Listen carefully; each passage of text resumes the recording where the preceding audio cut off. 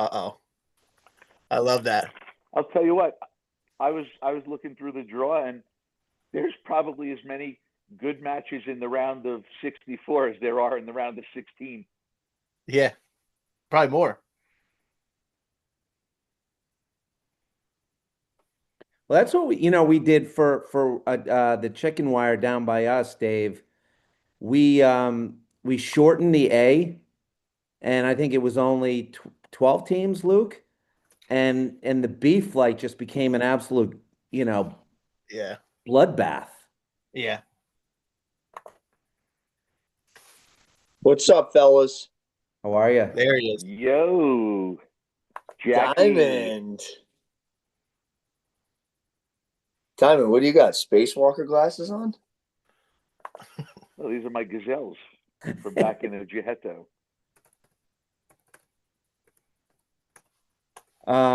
So Blake, we are live and we are recording at the same time. So Love it.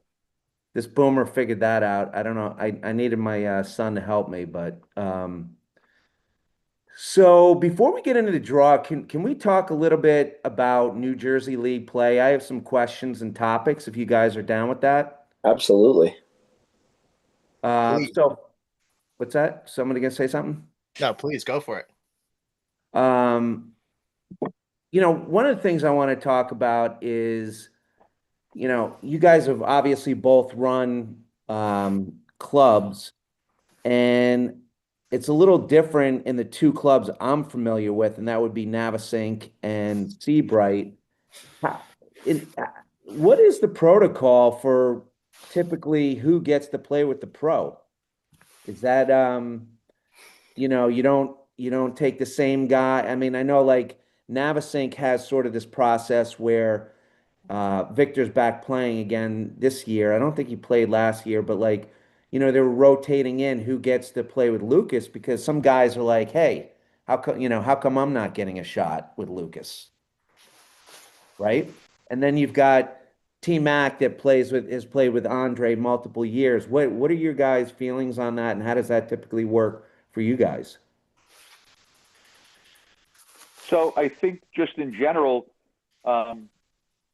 you have to put you want to it's got to be order of strength.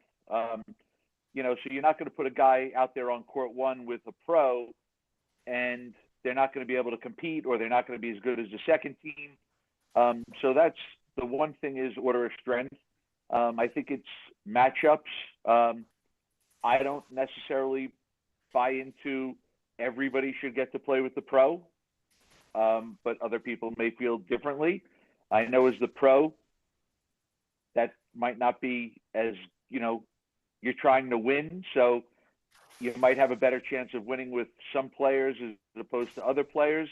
I think also some clubs go with the, you look like where let's take, familiar you guys down the shore where, if the goal for Seabright was, well, we're going to try to win all four courts from, let's say, Montclair. Okay. Well, I think Andre and T-Mac has to play one, because that's going to be their best chance of winning four courts starting with court one. Now, if they're playing a team maybe lower down and maybe you don't need T-Mac and Andre together and you're trying to strengthen and even your lineup, then maybe you put Andre with a guy from number one or two, or you move T-Mac to three with a guy with four, and you kind of move it around there. But I don't know if anyone, Blake, and you might know this better, because I'm sure more people want to play with you than they want to play with me. Debatable. We'll talk about that later. No, I think a big part of playing with a member is flip it the other way. So it's not necessarily the pro's choice at all the clubs. It, depends on who's captaining, depends on what division scenarios Dave was talking about. But I think it's actually very difficult on the member side playing with the pro. Definitely. And there's a lot of good members that don't play well with a pro. And I've had experiences, with guys from my club where they are extremely good players. They totally play a different game with me, and it's uncomfortable. And and then I have other guys that are like, hey, I'll be here and do A, B, and you do C through Z. And so I think it also is, there are certain guys that pair well with pros. Those guys are clearly the ones that lob well and volley well. But it's tricky, really tricky. I mean, when Dave and I were at Short Hills, we always played one, because in the A division you do have a difficult match pretty much every week. Where if you look at B division, C division, D division, a lot of times it's pro member, because what you try to do in that case is strengthen your lower courts a little more, right? You're playing a pro with a member that's going to beat court 2, but that court 2 is a lot stronger without one of your better guys. And what about who gets to play with the pro in this tournament we're talking about? Like, why is Rosenau playing ahead of Kendall? Shots fired. Rosenau's not playing.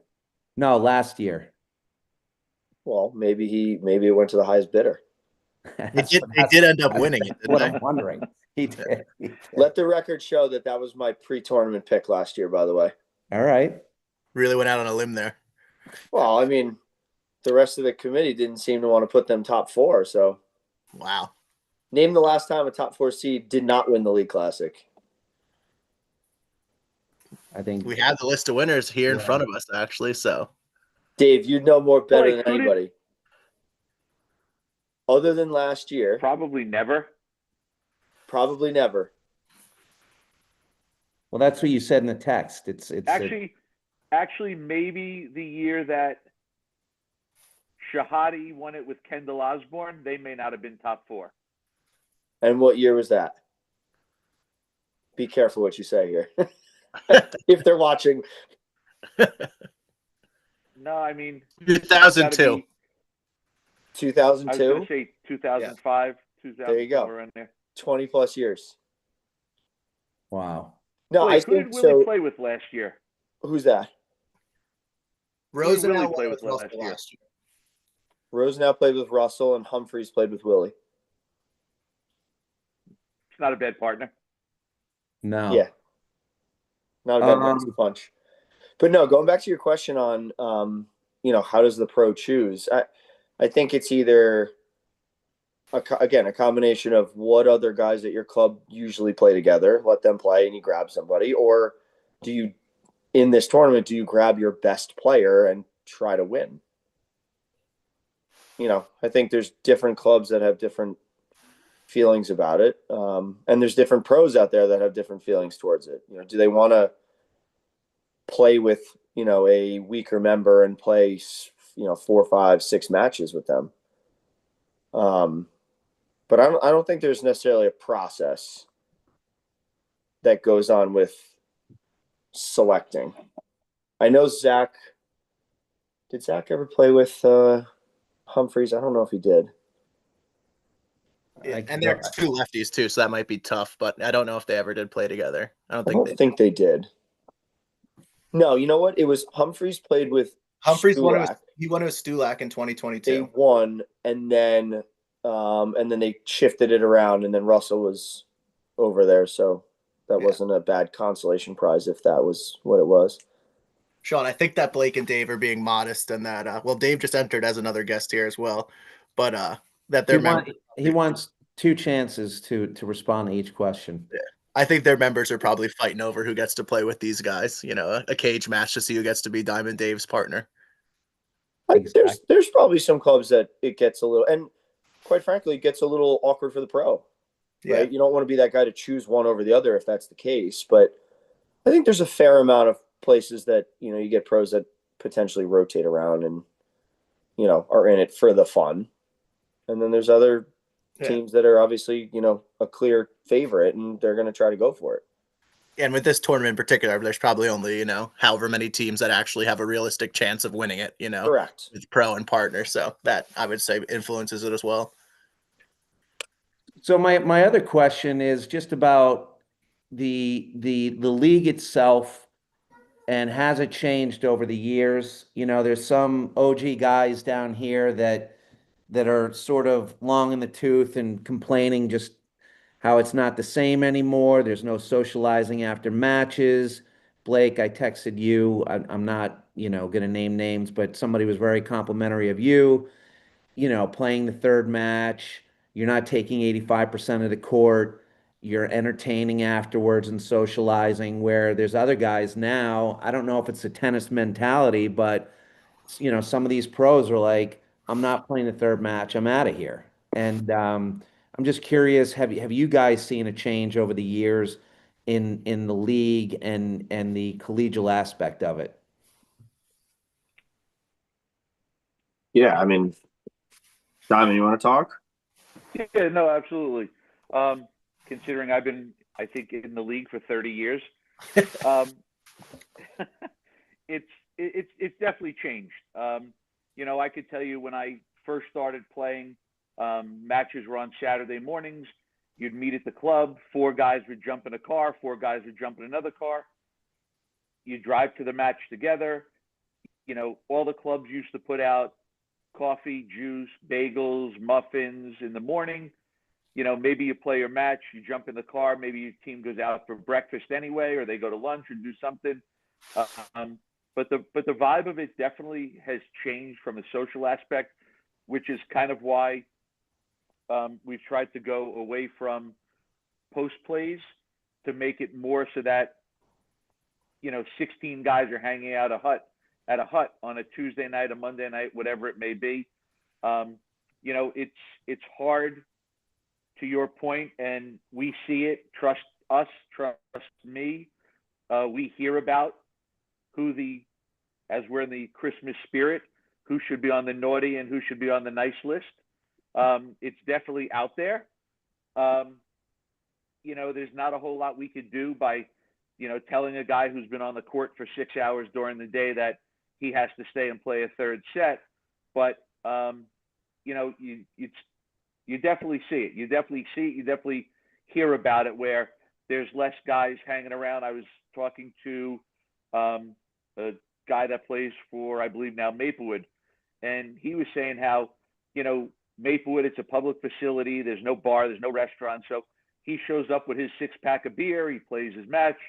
He goes, I go home with 3-4 beers in my cooler. He goes, guys don't even stick around and have a beer. They just, they jump in, they jump out, they play their match. They're in, they're out. And that's kind of it. Yeah. I mean, it's changed a lot. Sean, as you know, I mean, I'm a big fan of playing that extra set, especially when some of these drives, you guys included, or sometimes an hour. So, and you beat Steve Ellis in 30 minutes and you play the third set with him for fun. Yeah. I mean, I think it also depends too. If you have a grueling hour and a half match, I mean, nobody's itching for a third set. Yeah. But if you happen to have a match that's 35 minutes, it's the right thing to do. And it's again, I started playing men's league, I was 13. So when I was playing, I mean, I had guys pick me up in the parking lot, take me to Indian Trail, we'd play, then the car ride back. Like it's different now. I do think a large part of it is there's a lot more tennis players that are playing. So in term, it has become a little more competitive rather than social.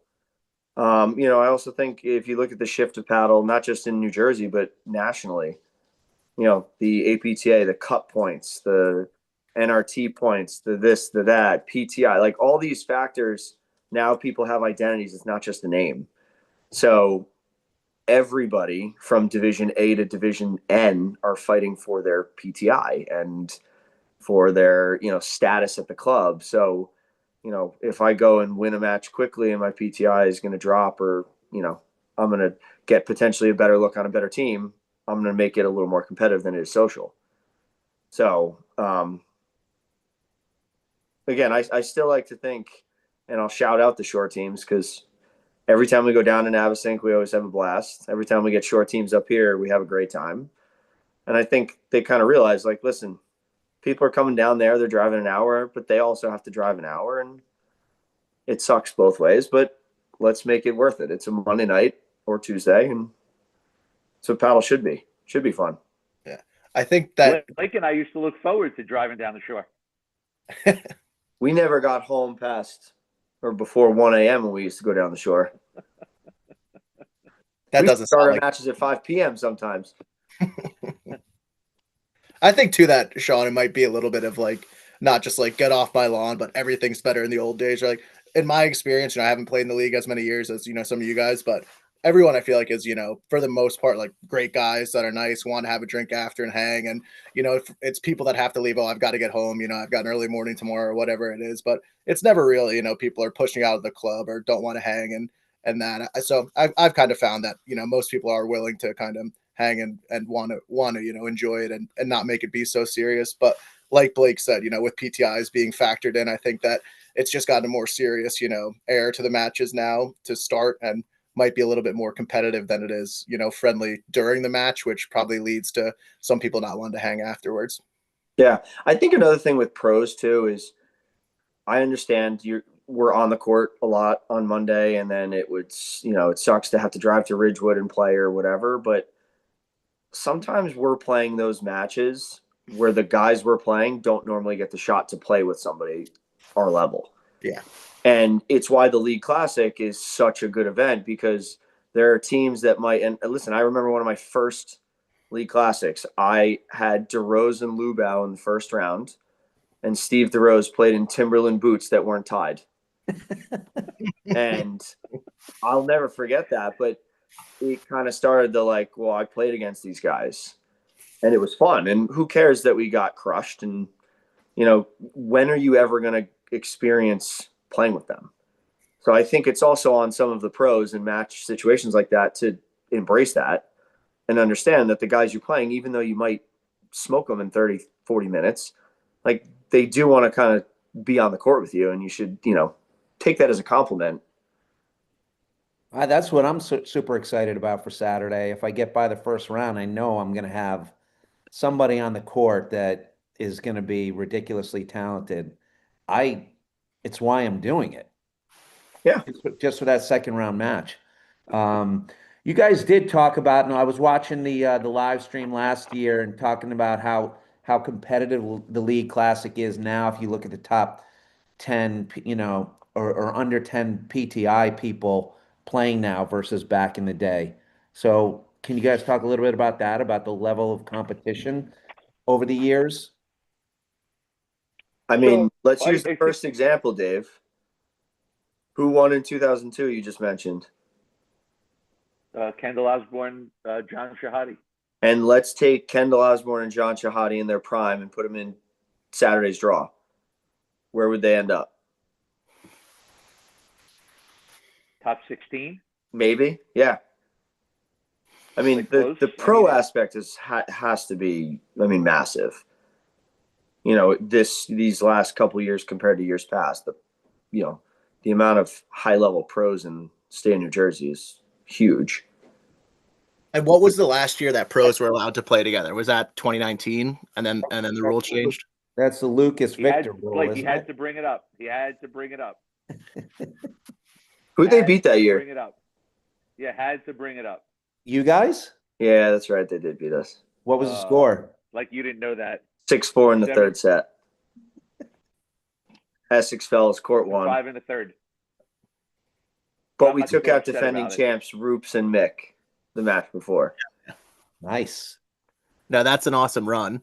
And I think it's better now that it's, pro with member. I think it's a good rule that's, been in there. But, because we watched. I mean, I brought this up a couple of years ago, and pro is technically allowed, but we have kind of pushed frowned upon it. Right. It's not right. We don't encourage it, but let's use the example of, there's a mid-level pro and an assistant that want to play, right? If we want the League Classic to be the best draw and the best players, why not let them play? Where if it was Victor and Lucas, Mick and Oscar, that's a little different. Humphreys and Russell, right? What's the purpose here? So Yeah, I think that's a good way to put it. It's frowned upon if you do it, and we'll certainly call you out and tell you that it's not allowed if you try to. But there are certain situations that we kind of have said okay to. I think we have one this year, Dave. We do. It's Tyler Schick and George. Stoop. George Stoop. Stoop or Stoopy? Never met. How to- That's my dark horse team. I'm not saying they're gonna win it, but Tyler Schick beat me in 15 plus nationals final last year. Actually, was he court one at LSU? I think he played at No, Tulane. that was Vlad. He played at Tulane. Tulane. Yeah. Yeah, Um, I have George and Tyler making a pretty good run as well. And before we move on further, how many years did Dave and Blake did you guys play together in the Classic? Good question. Only three. I think only three. And is that the only final you've made playing together, or if you guys made the final other years? No, we lost to Brett and Monty one of the years. And then I don't remember the other one. And We have lost you to made the Victor final? and Lucas in the other one too? Oh, In the one that 7-hour we match? so graciously accommodated Victor Vidal and his wedding that happened to pop up on the calendar the afternoon of the League Classic. Yes. Yeah. Shout out Victor. I hope you had a good time at that wedding. So That Monday night at Morris County was like 4 degrees. oh geez. And it was like back jam by 4 hours because of our match. Yeah, we took a long time. So what are some of your guys' favorite matches or memories of other people's playing over the years? I'll never forget watching, when I was younger, watching Aki and Klaus play together. Aki wearing his sweater vest out there. Aki's in shorts. Aki's always a fun one. Aki's always good, and Kazi. I was going to say Steve Holler and Anthony Casamano were fun to watch. You go back further years, when you had John Milbank and Scott Rogers were fun to watch. Obviously, Dave Omuller, Chris Gambino, those guys were always amazing to watch. You had from down the shore the Duddy brothers. They were forces back in the day. There were a lot of good, always a lot of good matches. And I think, the League Classic has always been an amazing event. It's been recent years since we've kind of really took it over the top, and it's continuing to grow if people can believe it. But, every year we are well over the subscription limit for who signs up. So Yes, sorry, Sean, but just looking back at the past champions lists, like the two Shahadi and Kendall who you were talking about, I think they broke up like a 6 straight from Casamano and Holler, and then way back the Kleinert, I'm not sure who where he played. Bob and Jack Kleinert out of Indian Trail. Yeah, they have about 10 of them, something like that. It's crazy. The past champions list is very fun to look at. So I have 2 more questions, and then let's talk about who's not in the draw this year. One question is, who is going to be the next Ferguson League team to unseat Short Hills? I have an answer, but I'm going to let you guys answer first. Dave? That's a tough one. Only because I have fond memories of when this run started. Yeah. Yep. So you're asking me who's going to put an end to what I started? Yes. The obvious answer is Park Lakes. But for some reason, Short Hills always shows up ready to play that match. Let's change the question a little, though. How do you dethrone Short Hills? The Jersey way, you get Alvy in the parking lot and cap him? Too nice of a guy to even think about that. That's it. No, I think, honestly, listen, their court one is obviously extremely good and always has been extremely good. but they never lose lower courts. Ever. Yeah. Right.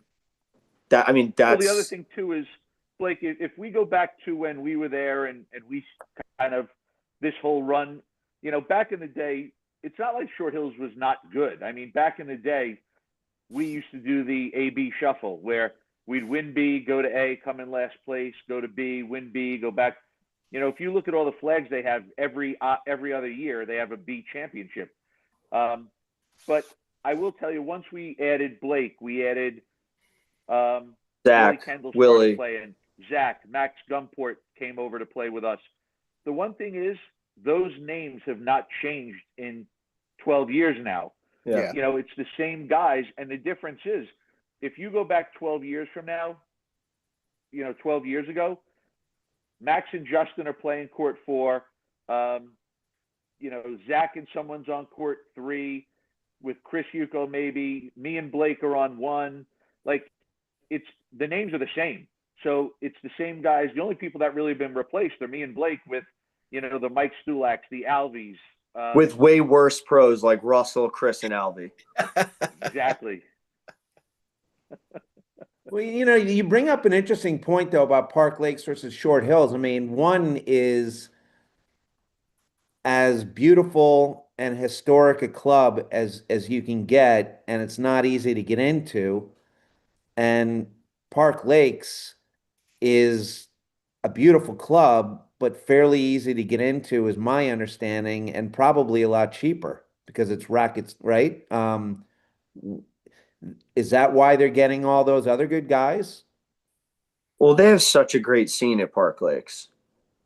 You can show up on a Tuesday night and not call a single person, and you'll get 4 or 5 sets in.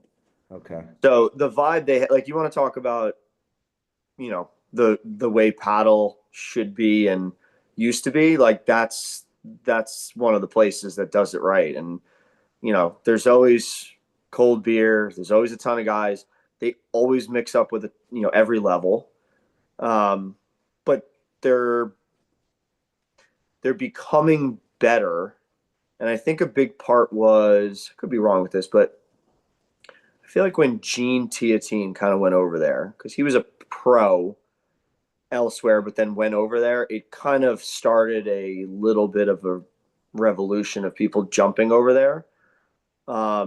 Like, I know there's a name going next year, Brian Columbius from Bernard's, great depth piece for them. So, I mean, I also think their biggest sales pitch could be help us dethrone Short Hills. Wait, why did Dan Wright leave? Is he just playing Padel? He's a pro Padel player. Okay. Blake, was Park Lakes your choice to dethrone Short Hills, or no? I talked to this might surprise some people, but Montclair. No, come on. All right. I don't know when it would happen. I don't know if it'll ever happen. But I think there's a couple pieces that are going to be added to this club, and there's one piece in particular that could pull the almighty NJMPTA move, solidify potentially some bronze statue status, and that would be Canoe Brook. They've got some deeper pieces coming over. They've got a little bit of youth. You never know with an assistant pro who it might be. Drew's always going to be Drew. But there's a member of Short Hills that is a member of Canoe Brook that could shift things a little bit. Do you guys know who I'm talking about? Dave knows who I'm talking about. No. Any guesses? By the way, he actually may play for one club and captain the other. He might, very lightly, probably is the best amateur in the state. So then you're talking about Kendall. Zach? Wow. That's your choice. Imagine a guy who captains Short Hills 1 but plays for Canoe Brook 1. That could be some serious stuff one year. Wow. I've already planted the seed. You're breaking news on this pod tonight, Blake. Listen, I brought a lot. I love it. He's got short ties. He married a girl from the shore. Yeah. Well, She's so before, also a phenomenal paddle player. Sean, yeah. he is. He's not the best amateur in New Jersey. But before we get to that, who is the best amateur ever, all time to this point in New Jersey? Could be somebody current if you feel that strong, but I figure you guys have other choices. Here's a name. It could be Bob Kleinert. What about Mike Stulak? It's a good. That would maybe be Could who be I would. Mike Stulak. I mean, Mike You know, Stulak you in his probably have to- prime. Right. He's a Hall of Famer. Yeah. Yep. What was Haller a pro or no? Steve was not a pro. I mean, he's got You about might eight even league classics or 9. listen. He was you might something say to watch, Anthony by the way. Castromanno. Anthony Castromanno wasn't a pro until 2 That's right. years Anthony ago. Cosmato wasn't a pro. That's true. He's included as a pro now. Yeah, but during his reign of terror, when he won God knows how many of these things, he was not a pro. Yeah, It's a good question. that is. All right. So for the listeners, this all was precipitated. We were going to have this podcast, and then things got heated up about 2 weeks ago. Luke showed up at Fairmont, and the debate started. And before we get Wasn't into much of a debate. I want to tell you guys, Luke is anti-Seabright. So you guys don't know that, but he takes shots at them all the time, calls them out over lineups all the time. He is the definition of public courts. He does not like the history or the tradition at Seabright. So for him to pick his guy is actually a huge departure for him. I wouldn't go that far. I'm not an enemy of Seabright by any means, but Yeah, you just want to be invited to the member guests. We know. I was going to say good call because they just put the sign up. Luke not welcome. yes. We did kind of screw them over. We got their 2-team demoted by getting shellacked by Beacon Hill the last night of the league season. They weren't too happy with that, but stuff happens there. All right, so how are we starting this discussion? Well, just for background, right? The night that we were at Fairmont, I think it was either the night that Tom McDonald and Andre beat Mick and Evan, or a week after, and I was just kind of, saying that's probably the best win for a shore team ever, and opening up that Tommy McDonald has to be, at the top of the list of best dams in the state right now. And from the Seabright guys I've talked, I heard that he was played lights out at that match, and anyone who's beaten Mick and Evan, is a great win for any team. But Blake and Dave came back with some guys that they thought as well, and we kind of just went from there. It's kind of a short list of people that you can, I would say, that have a chance to be the best dam, and we can kind of go over those people as well. But interested to hear who you guys would kind of put at the top of the list tonight. Don, who would be your pick? Well, let's frame it a little, Blake. You're talking to a 42 PTI that's been playing the game for 4 years. That being said, I've watched a lot of paddle. I mean, I think I've logged a lot of man hours, probably more man hours of video over 4 years than I'd put it up against anybody. I haven't seen all these guys play. I've seen Kendall live. I've seen Tool twice, both losses at Seabright. I just want to add. To be fair, listen, it's a partner. That's fine. It's a partner game, and it's Correct. about matchups. I get it. Super impressive player. I have not seen Brian Faig.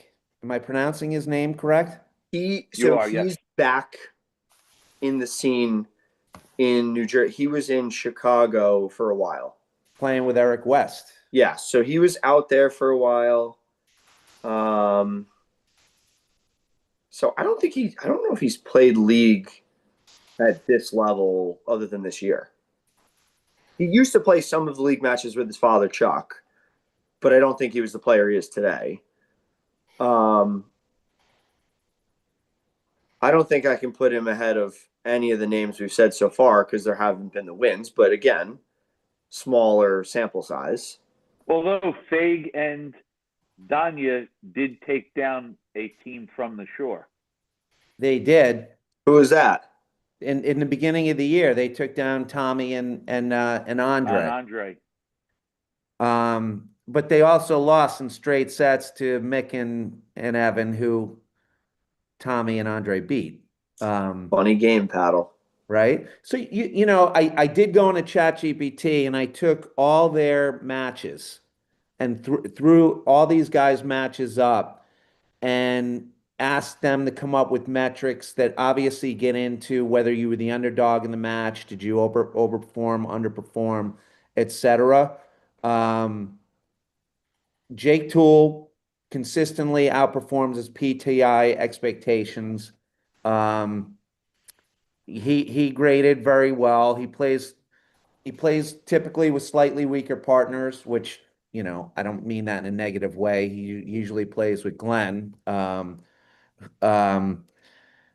Zimmer was probably the least out of all of them.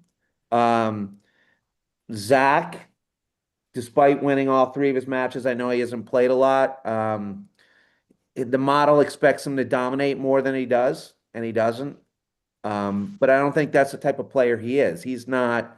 And to be fair, I think he was injured this year. He had a torn meniscus all year. Yeah. Okay.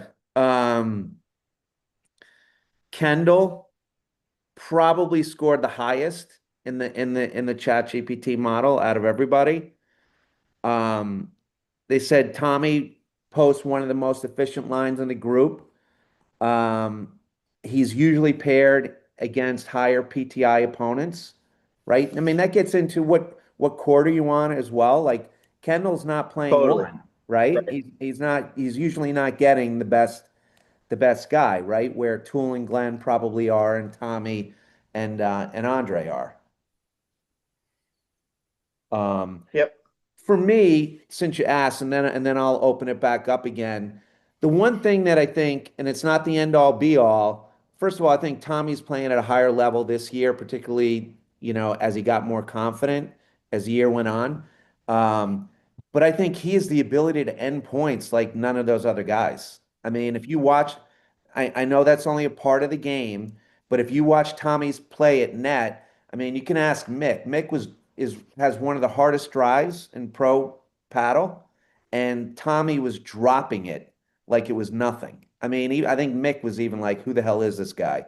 I emailed Cusack because supposedly he was there watching and jumped on the Tommy McDonald fan club, but he didn't respond to me. I just think I just think Tommy has something a lot of those guys don't. Does that make him the best player? Um, it's only one part of the game, but I don't think any of those guys can end points like he can. I got to take it. I mean, I haven't seen Tom once this year, so I can't. Like it's you've probably seen Tommy the most out of everybody, right? I've only seen him play once. And Dave and I have seen Tommy the least out of everybody. And Dave did beat him last year. So did I. I think last year was the best he was playing ever. I think. When you beat him that particular day. I think so. Ever. It was like Johan Durant level. He was peaking just before that match. Yeah. And Dave carried some sorry 20 PTI named Joe Mata to a win there, which was a really accurate PTI for that match. Yeah. Listen, I think the forehand guy can dominate.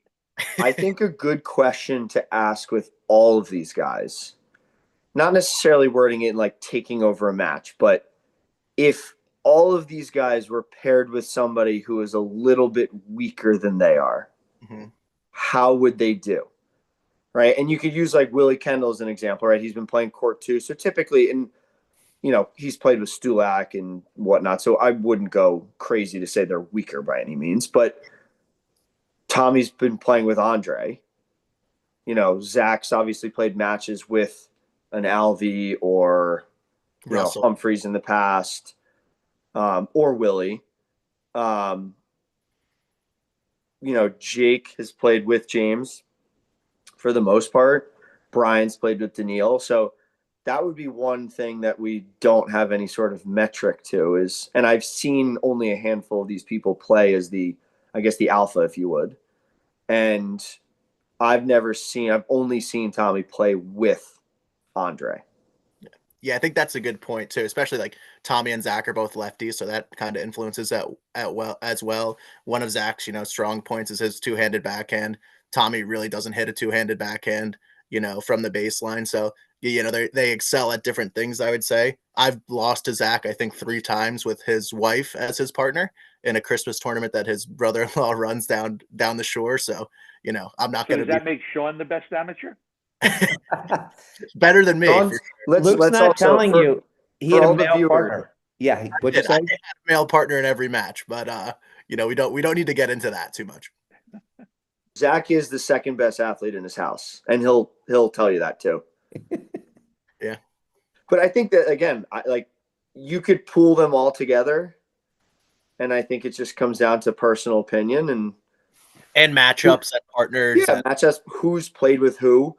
But I think here's a huge part is I've seen certain people, Willie and Zach in particular, win the big matches. Right. So And I know league and by the way, I'm not going to take a single thing away from the fact that Tommy and Andre beat Mick, because you're right. That is a massive win. It is a league match.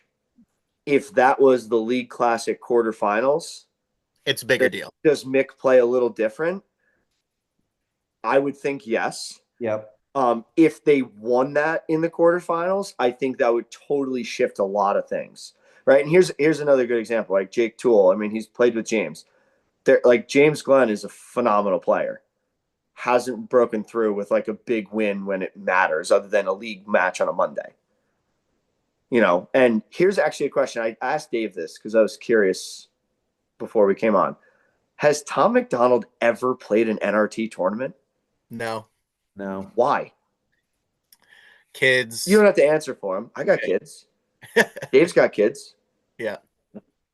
No, it's a good. Yeah. I think he actually wants to. He kind of expressed it this year that he was trying to get in a few, but I just don't think he kind of found the right partner to do it. He wants to play I get that. Yeah, he wants to play with Lucas. He wants to play with JK.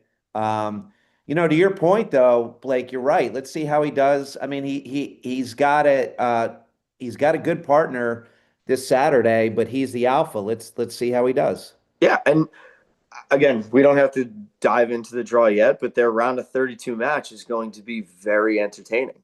Who is it again? Sorry, I'm not. Diego and Tommy Funko Jr. My old college roommate, Tom Jr. Ooh, I bet your college is no fun. So Luke was the second best paddle player in college too. Thank God. Hey, so just School with us. That'll be interesting to see how. And listen, Jake and James, they have a great path to get to Monday night. James and Clay previously played Monday night after Pat popped his calf.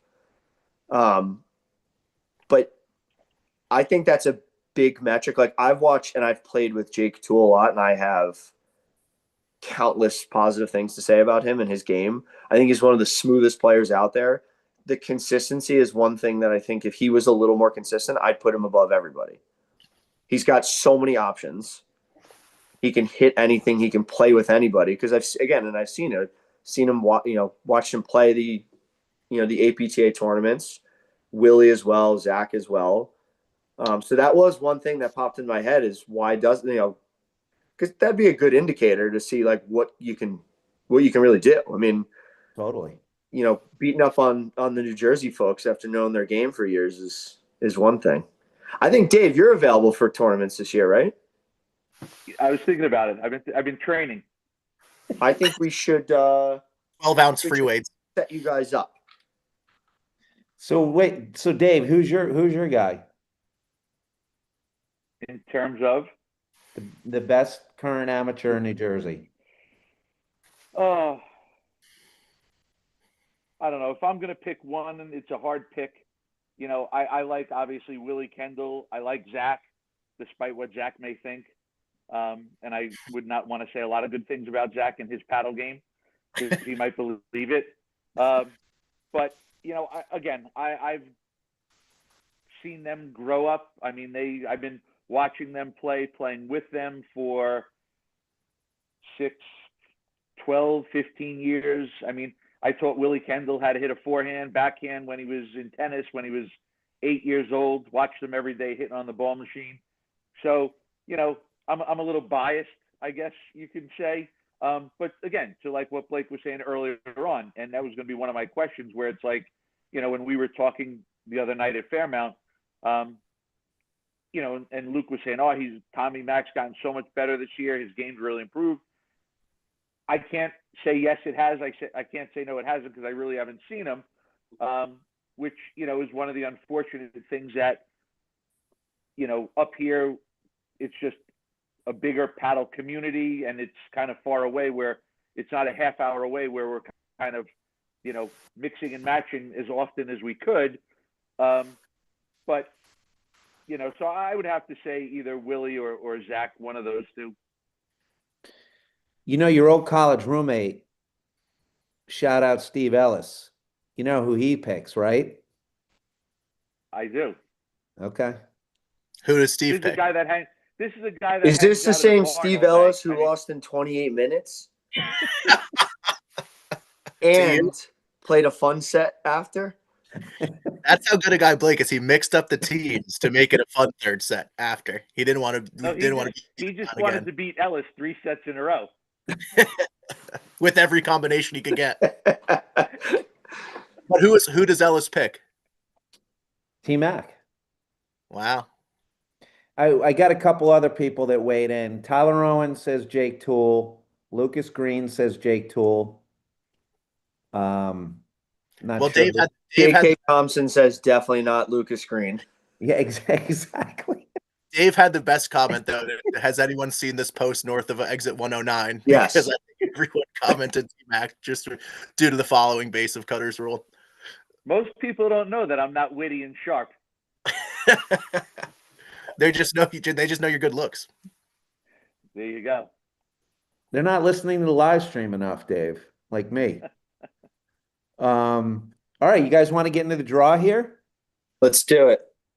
Yeah. Absolutely. Well, before we do that, right, maybe just mention that, I think Rob Schioni sent out the email today, but they're doing a bracket challenge for this that, that you can win money if you enter into, and then it's like kind of like a 50-50. The other half will go to the men's nationals this year, or APTA nationals. So it's all for a good cause and fun, and kind of make it like March Madness. So everyone who played in the League Classic should definitely fill out one of the brackets and give themselves a chance at making some money. Super simple, by the Also, way, too. Very easy site to do it on. Just make sure you get through all your rounds. Yeah, that's it. I've had a lot of text messages today, people loving the bracket, because everybody loves to, as soon as the draw comes out for League Classic, they love to analyze it. Anybody from the, 2 PTIs to the 50 PTIs that are itching through everything. So it's, Dave and I always joke around every year. It's like we get Christmas twice in December, actually 3 times in December, 4 if you want to split the League Classic up. We have draw night, League Classic Saturday, League Classic Monday, and then Christmas. So it comes early for us, and we get to experience it all. You get a little behind the scenes of draw night. Who's in the room for draw night, and kind of how does that go? That is a measure of national security we cannot mention. No, draw night. Listen, everybody comes with their seeds. We walk through it all. I mean, listen, similar to how the 3 of us were, going back and forth about Tommy the other night and other players. Like, we all kind of make our arguments for who we think should be seated where. If there's certain matchups that we're excited to potentially see that might not have happened, that, because there's always pods of players too, right? You're not going to have a definitive 6, 7, 8, 9, and 10. So, but we look at a lot of the league results. Rob actually put together a really cool sheet that had every single match that was played this year, with winners, with scores, with PTI upsets or favorite, like the whole 9 yards. So we could look through all of that. And then once we get past kind of, what do you think, Dave, 48 placed, then it's fairly PTI or for the most part. We were unfortunate this year to lose 2 top teams, or actually 3 top teams. Russell. Could be 4 or 5. Russell, Actually, the more I thought about it too, I mean, this year you're without Russell, you're without Zach, Drew. you're without Drew's in. Oh, Drew's playing. Okay. You're without Andre and Tom. You Nick's are happy about that. without Martin and Lubau. Yep. And I mean Humphreys is gone too, right? No, So- he's in the Humphries is Padel world. gone. Louis gone. He's not playing. Yeah, Louis. Marco And then I mean Grangiero. Tomas Christian also left Beacon Hill, so he was another name. But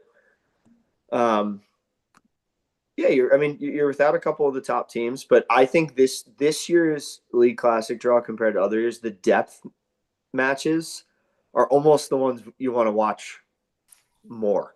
Well, Like we've got a Like I couple said, there second might- round matches that are There might be crazy. better earlier round matches than there are later round matches with like guys you never heard of. yeah. You've got 3 Montclair Open winners in the draw this year. Good stat. I didn't know that. Yeah. And who's that? Well, obviously Alvey, but Sean Leonard and Eric Frankovic. There you go. Didn't know that. All right, we're gonna Should have we to have redo the we draw. should Where emergency do we meeting. have that team? We're gonna have to redo it. Emergency meeting. Blake, who You were know, one of the other things. Sorry, go ahead. One of the other things, real quick. One of the Luke, real quick, is to add on to everything what Blake said. We also do with established teams that have played before together. We do look at prior results, and it's Yes. like, okay, we're going to put these guys number 6. We're going to put them number 5. We're going to put them number 7. It's like, okay, how many times are we going to fall for this trick? They've lost in around the 32 5 years in a row. Like, why are we putting them in the top 8 when they haven't gotten out of the round of 16 or 32? And so we do go back and look at everyone's history, how they perform as it gets later in the day. Are they still as good as they were in the morning? So, believe it or not, for what some may think is a silly group of guys, there is a lot of thought and ideas that go into the draw. No, that's great to hear. And Blake, do you have in front of you, or maybe just off the top of your head, and list off, kind of the top, 5 or 10 seeds of how it's seeded this year? Yeah, so you have, let's see if I can do this straight off the top of my head here. You have Alvey Regalado, Dan Urban as number 1 seed, Mick Erdoya, Evan Zimmer as the 2 seed, James Glenn and Jake Toole as the 3 seed, Drew Broderick, Pat Shawcross as 4, Lucas Green and Pat Haggerty as 5, Willie Kendall, Mike Stulak 6. Then you have Daniil and Brian Fagg 7, Matt Fawcett and Gene Teotine 8, Gonzalo Garcia Nieto and Dave Rubin. Dave Rubin. They're 9. Then you have Sven Lalich and Phil Tebow at 11. And then you have Sven Burris, John Holland at 12. Nice job. Look at that. I spent a lot of time looking at this the last couple of days. Shout out Pat Haggerty. Yeah, you know what? We'll talk about them in a little bit, but I know you played with I him have a high lot. expectations for that team. Haggerty I call him the Terminator. But He's Lucas could be one of my favorite people. Oh, he's the best. He's Love one of the I have to be goofiest honest, people, but Not the best state league season for Lucas this year, though. well, when you play But you court know 2, what? how can you have a good state season? As a 12. Worse when you play court 3. Just ask Lucas every time you step on the court with him. You say, "When you're negative 12," he goes, "Dude, I suck. I suck." No, Blake and I definitely went heavy with Lucas and Haggerty in the draw meeting, and we definitely got a lot of side-eye weird looks when we brought it up. Haggerty is a guy no one knows about that is I mean, you want to talk about the best amateurs in the state. He's right below a lot of these guys and only getting better. How would you compare Pat and J.K. Thompson? In Jake terms has of a lot more flair and spin and things of that nature. Haggerty's just super solid, unreal forehand, won't make a mistake, best athlete on the court. And I mean, JK is a hell of an athlete too, but definitely a lot more to his game. But Pat is just doesn't make a mistake and is so solid. And Yeah, because that's honestly what's scary about that team is like Lucas played a lot of the year with Steve Simbinos or who's this guy Victor's playing with Kyle Melia. Kyle Melia. Like, so you see a lot of those pro member matchups, and again, it's tricky for both the member and the pro. But when you have somebody who's a little steadier with a guy like Lucas who's steady and has a lot of game, that could be dangerous. Like a Tommy Fusco Jr. type, who I kind of like him and Diego this year, but they kind of have a tough draw. But I mean, Tommy's a great player to play with a pro like that. Can volley, can keep Totally. and doesn't make mistakes. Yep. I'm trying to think who else we have to round out. I should know it off the top of my head. I know Tommy Mack and who's he playing with? Is it Scott or Dean? Dean. They're at 16. Michael Kelly and Jason Quintana. Yeah. Are in there. Up there. And who's my last? Kirchinall, Protsenko. I don't think they're top 16. The two have Schick and Stoop. Weren't Schick and Stoop like 14 or 13? Or is it Flanagan and Erdoya? Flanagan and Erdoya are up there. Yep, they're definitely up there. Yeah, so I mean, listen, I think you have a lot of Nirenberg new didn't blood make in the this top too. 16. A lot of new blood. Did you say Ellis and Nuremberg? Where are they, Dave? Dave, did they make the top Didn't 48? make the top 16. Did they make the top 48? Potentially. They were chosen in a random lottery draw to be in the not in the play-in. Dave asked about what about Ellis? I said he only wins matches that go past 38 minutes. Ellis only beats Louis Vauclair. That's right. By the way, we got to give credit where credit's due, right? I mean, I think he didn't after that win. I don't think he cared what happened the rest of the year. When I didn't see him in there, that's what to hit those two cutters back to back at that point in the match. I mean, you want to talk about cajones, right? From Louis this weekend, you're talking about. Yeah. Long Island. Yeah, That was one of the wildest matches I've watched. Yeah, insane. Yeah. Crazy. All right. Dive into it, Sean. Yeah, we're gonna start at the top with Alvy, right? Yeah, Here, how's this? He put. I'll ask the rest of the group a question about Alvy and Urban. Why won't they win the League Classic?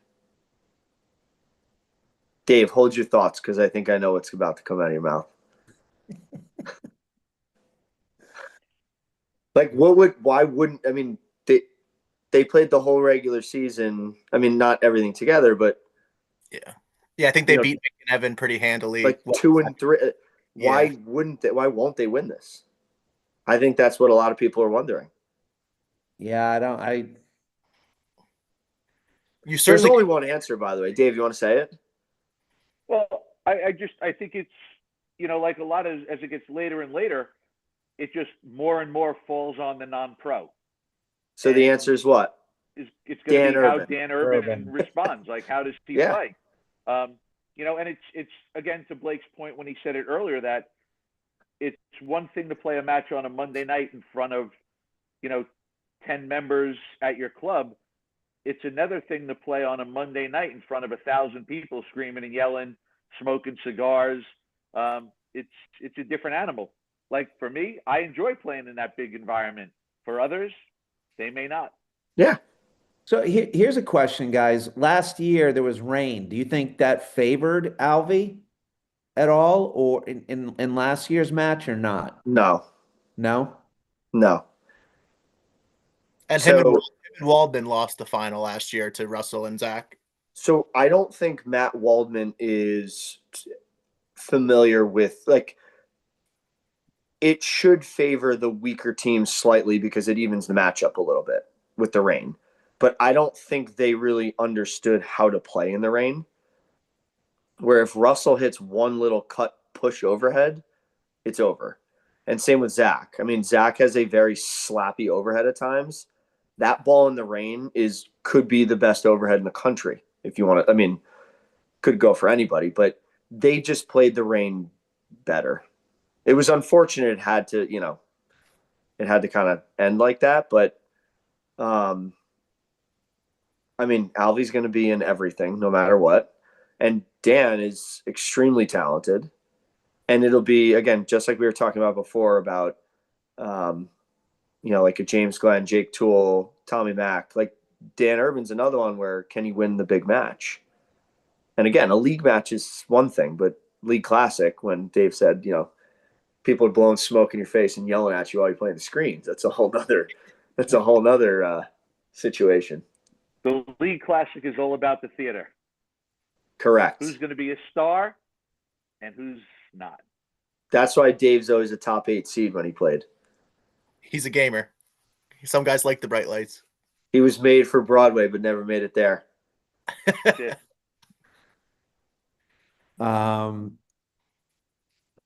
So on the other side of their bracket, right? I mean, we don't see anyone. No, Right. so here, their quarterfinal. I mean, I think that's probably the best place to start or walk through. So their quarterfinal, they're going to have either Gonzalo, Garcia Nieto, and Ruben, or Fawcett and Gene. Which that round of 16 match should be great. I haven't seen Gonzalo a whole lot other than some live stream, APTA events, but I mean, people talk very highly of him. So I think it'll be, now here's another one. Does he know how to play the League Classic like this? Right. Cause that's another thing. Like if we really want to, Russell Bankheim could be the best pro player in a thing like this. Because he's so overpowering, like his spin. He can take over a match against any single person. Yeah. Probably could still do it with the scooter he's on. And even more so than someone like Alvy, who doesn't have the spin like him necessarily, but is probably a better player at this juncture. It's such a different game. And we'll talk about another top 16 seed in a little bit that we spoke about on Monday night while we were doing the draw. But it's different. I mean, again, even when I get in matches, I don't like to take over everything. I like to let my partner play. But there are some guys that can literally take the entire court. They're so consistent, they don't miss. And I mean, that's very difficult to play against. Oh yeah. So that should so be even guys, if we just go back a second, I mean, I looked at this and we could definitely get into later rounds, the meat and potatoes of the tournament. But I actually have, if we could talk about it, just to throw it out there to everyone, I have a couple of round of 128 matches that I think could be good matches. Let's do it. I've got 2 or 3 of them. And I'll throw mine out here right off the bat. You have Valerian Wright taking on Edgar and Tang. Yep. That could be a pretty good long battle. I have Aurora Mann and Papasil and Williams. Yep. At the bottom of the draw, that could be a tough battle. I have Beeler and Bragoli taking on Garvey and Torter, which I think, again, another long first-round tough match. Is that Liam Garvey or Matt Garvey? I think that's Liam Garvey.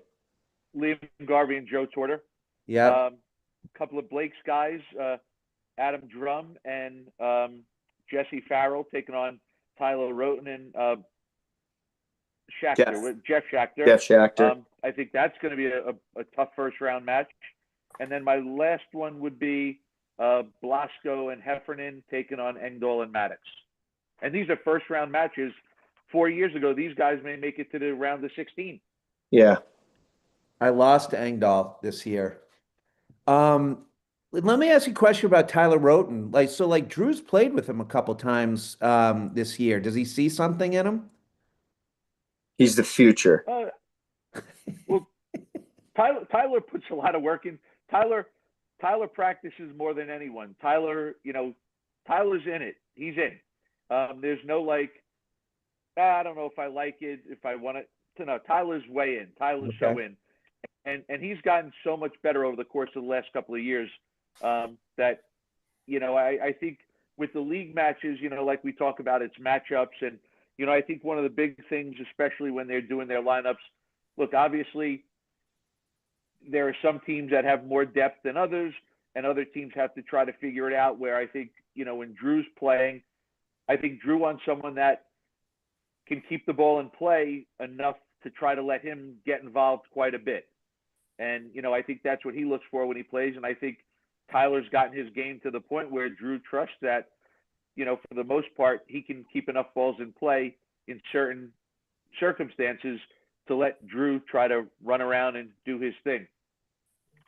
There's only one person that puts in more effort than Tyler Roten, though. Jesse Farrell. So the back. You're telling me. What's that? This is the matchup of just two guys that are grinding out there. Two guys that went to college together, sit next to each other at work. Yeah, this is a battle. I mean, listen, I played with Jesse Farrell 4 or 5 times this year, and exactly as Dave mentioned, he's somebody you can rely on, and you know, keep enough balls in play where eventually I can get involved. So that should be a good one. It's funny, the draw. I mean, sometimes the draw just works out, right, Dave? Serendipitous. Like it a lot of times people get what they want to see. That's right. It's all about the And theater. it's funny. It's all about the theater. And it's funny because I think, in all honesty, you know, when you look at it and just the way it works out, like, I think I have more color marks next to round of 128 matches than I do round of 64 matches. You know, I think there's a bunch of good round, like a lot of good round of 64 matches, but I don't think there is many that could really be amazing matches. There's a handful that are really good, and it's right around the 32, you know, anybody from like 28 to 36, 38, right? So I'll throw out a couple here too. You have Bankston Stanley, who play court 3 for Morris County? Probably in around the A there. division. Yep. They're going to have Aaron Bell and Tiago from Beacon Hill in the second round. I mean, I even think you're going to have Casimano Mercadante. I don't know much about Mercadante. You know, playing Eddie Aversa in the second round. They all kind of know each other. But there's some deep matches in here. I mean, Russo Temke, Croston, Riju. And then the other one I think I had circled was... Are Russo and Temke playing? They're playing Crosta, likely. Oh, from Indian Trail. Yeah. Crosta and Riju in the second round. Riju, great. Love him. Oh, yeah. Buckley and Fague against Combius and McConnell. So you get some A-B division matchups right 2 rounds in.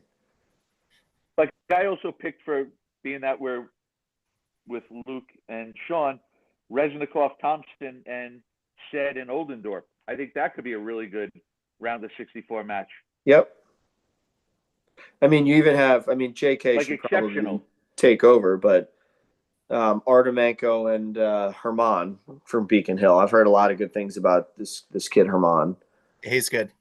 They're playing Justin and JK. Yeah. He beat up on Nuremberg and O'Neill last week of State League there. Yeah, he's good. He moves really well. Only positive things from his corner. I love it. Dave, what's the round of 32 match you have circled? Ooh, I have a couple. Come on. Believe it or not, I have one match circled for the round of 32 that I think it could be exceptional, and that's Kelly Quintana and Amelia and Vidal. Yeah, like, and Kyle Amelia, he's a young guy who's a great rackets player and is kind of just getting into paddle. Has done well at some member guests recently, so I think he's one of the biggest PTI droppers in the state this year. He's dropped 12 points or something, so he's just going to keep getting better and better. And I think Victor's better than whatever PTI is. Victor, if he played in tournaments and stuff, he could -10 or whatever it is. He's unreal. Everyone's saying Victor's playing really well, but Kyle has never seen lefty spin like Quintana. So Not so many people have. I know, but so what do you switch sides? Do you have Victor playing the deuce, Yes. right? Yeah, you don't want That to. was Blake and that was our secret. Which secret? We had a lot. When we played Roops and Mick, you played the forehand side. I don't even remember that. Yeah. Put the Yes, it young worked. forehand. No, here's another good one though. DeGrampre, Matuski, Yep. Rich Antonek, and Vlad. Ooh, Vlad is very good. So I think Sean, you mentioned. So Vlad's the guy who played. I think he played one. I'm not sure what line, but he played at LSU. okay. And he's So at Essex Hunt. what's that? He's at Essex Hunt. Yes. Who Yeah. not What pro like that isn't at a 600? But that should be a really good one. And I mean, listen, the other one is going to be Tommy Mack and Diego. Yep. Diego Yeah, it's gonna be a good one. is a lot better than a lot of people think, and Fusk and Tommy. So that I mean, that's gonna be a That'll big be one. a tough match for Tommy and Dean. It will be a very tough match for them. But Dennis it's good. It's what Cusack you is want. very high on Diego. Who is? Dennis Cusack. He likes Diego's game. Yes. He also likes Tommy Mack, so he knows what he's talking about. Ooh. We got to have him come as a guest picker. Yeah. Like College Game Day. Yeah, right. How about do we think McDonald Skorzinski have any shot against Fag and Tarantinov? Fag and Tarantinov's one of my dark horses to win the whole thing here. They're one of my dark horses to lose the earliest of any seed also. So, and by the way, I don't think you're wrong. And I know I'm not wrong. That team could just go coast on the highway to the semifinals or lose in the round of 32. There might not be in between. I don't know how to pronounce his name, but he played in Michigan. What's right? Skorzinski, yeah. I But watched he's new. Listen, he's new to paddle. He's newer to paddle, learning. And Alex McDonald is a very grounded player. They just won. He and Pat Shawcross just won the Challenger at Aronimink. So he's played in the finals. He played Peter Tomek and Carlos Castillo. They're not playing together, but they're in the draw. Oh, Peter's playing Murray. Yeah. Yeah, I mean it's and the other thing though is you have two lefties on the court.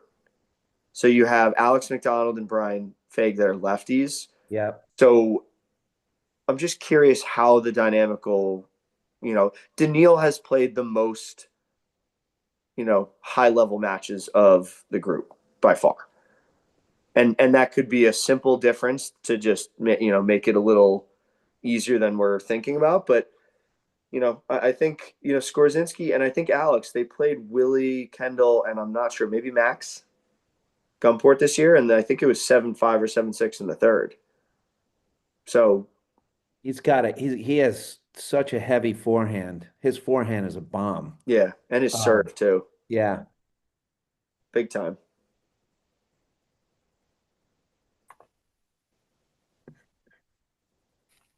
Do we want to stay on 32 or jump to 16? I think we jump to 16s. Okay. Where the fun begins in the afternoon. And where will all these matches be happening? Round of 16 is all at round of 16, all at Short Hills. We try to wait long enough, much to the players' demise, because they want to get on and get off. But we, as Dave said, it's theater. So we try to get as many spectators there as possible. But I would say for those looking to come over to Short Hills, anytime after 12 o'clock is a good time to swing by. We'll have the courts packed, ready to go. And there's 8 round of 16 matches. So hopefully we're in for a long, fun afternoon and night over at Short Hills. That's the one thing I think, you look at a lot of these national ranking tournaments, you look at professional tennis events, and you know, they're catered for the higher seeds, the best players. I think the League Classic is catered for the guy seeded 65 to 128. Yeah. Or the guy who didn't sign up in time. Right. Whether that was by design or not, just because he wanted to just spend the day there. Yeah, and So I've that's- said this, like, I mean, Dave, I think you'll agree with me. Like, playing in the League Classic and making Monday night is awesome. But then you think, like, I didn't watch any paddle at all. I didn't get Right. to see any good matches right after lunch. I didn't get to watch any quarterfinals. I didn't get to watch any semifinals because you're playing, and it really that's such a well said statement. Like, it really is catered to the guys that aren't going to win it, because that's what it's all about, right? Bringing the whole community together to watch these matches. But yeah, it's tough. It's tough when you don't, or you miss it, or you don't watch it. Can I just throw one thing out there that I was going to mention it earlier. Also for the League Classic on Saturday at Short Hills, we are partnering with the Westfield Food Bank. Yep. So if everyone coming could bring a non-perishable good, a canned item, macaroni and cheese, ramen noodles, some non-perishable item, food item, there'll be a table set up, and they're there to collect anything that anyone brings. Awesome. Thanks for bringing that up. Yeah. All right. So who are Green and Haggerty playing? Oh, we're going round of 16, right? That's yeah. Who are they playing? Sven? Are they playing Steve Ellis in Nuremberg? Ooh, Oof, that could be a pick 'em. That could be a tough one. I mean, if you go according to the seed, they're going to play Sven, which I think that's going to be another good match as well. Which and Sven? if you go with your brain, they're going to be playing Sven also. Bursch. And If you go with Haggerty your lost to head, not your Sven. heart. Yeah, exactly. Haggerty played Sven 2 weeks ago, but with Victor. So this will be a rematch, but with Lucas. That's good. I Who won didn't that match? like that. I'm pulling that up right now. Give me 1 second. Sven, I want to say Sven won that. Sven and Holland lost to Victor and Haggerty Ooh, in 3 sets. Ooh. Sven's tricky, man. And then Haggerty and J.K. Thompson beat Sven Lalick and Tabo in their last match of the year there in street. That's my dark horse right there. Sven Lalich. Yeah, he's unbelievable. All of those Essex Hunt guys their pros are crazy good, and they could cover Wait, a lot. what pairing beat Lalich? Haggerty and J.K. Thompson beat Lalich and Tabo 7-6, 6-1. That's a good win. Yeah, Haggerty's very, very good. Yeah, I may have to redo my bracket. I may have to go to other clubs in the morning to watch some of these guys play that I've never seen. 100%. Dave, you've never seen Haggerty play? No, I haven't seen him play either. Oh, really? If he popped up on the screen, I wouldn't even know who he was. Yeah, no, I've never seen him play. Oh, Blake, I thought you played with him at Navasink. Nope. I missed the first match of the year. You're gonna love his game. It's just no frills, no mistakes, efficient. So is he the next best player down the shore after Tommy McDonald's reign is over? Yes. Yeah, he's number 2, non-pro, right? I mean, Lucas, Okay. J.K., Andre. And how close are we talking? They're just Level-wise. they're very different players. I'd say, well, PTI, I think Hags 3. Hags a 3. Tommy's what now? A 1, a 0? I think he's negative. But Haggerty hasn't had many, as many shots because he's playing in B line 2 a lot of the time, or line 3, right? Yeah. I think they're pretty close. They just knocked the old man Cheslock out of the top AM ranking down here. Hey, you watch your mouth. Don't take pot shots at Ches. All right, here's a round of 16 match I'm very curious about. Gonzalo, and we mentioned before, Gonzalo, Garcia Nieto, and Ruben playing Fawcett and Tia team. It's your 8-9 matchup. I'm taking Gene and Fawcett. More experience. But bigger liability. It'll be like that. That's kind of where I'm at, right? Gonzalo's the best player on the court, but does he know how to, and can he play that role? Yeah. Right. Does he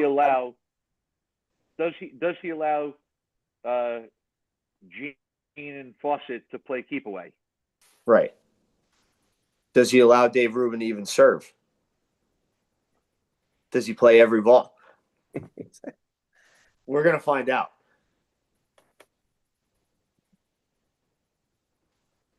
I've seen him play 3 times. Super talented. He was playing with Dan Hansen in the Sound Shore. Yeah. I'm not changing my pick. You have another good one that I was looking at is Blake. Tell me what you think. James Glenn and Jake Toole against Tyler Schick and Stoop. George. So I don't know.